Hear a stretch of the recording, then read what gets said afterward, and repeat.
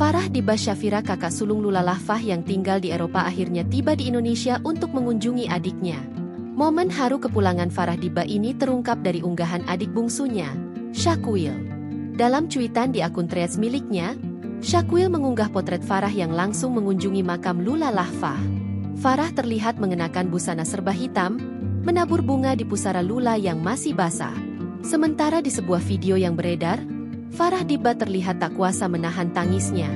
Air matanya tumpah ketika menaburkan bunga di makam Lula. Farah selama ini memang tinggal di Eropa, tepatnya di Jerman. Alasan inilah yang mungkin membuat Farah tak bisa langsung pulang ketika Lula Lahfah meninggal dunia. Farah baru bisa tiba di Indonesia pasca 5 hari meninggalnya Lula Lahfah. Meninggalnya Lula Lahfah ternyata tidak berselang lama setelah pernikahan Farah. Farah baru saja menikah pada Juli 2025 lalu. Hal ini diketahui dari unggahan Lula Lahfah di Instagram. Pada 23 Juli 2025, Lula sempat mengunggah beberapa foto ketika menghadiri acara pernikahan kakaknya yang digelar di Bali.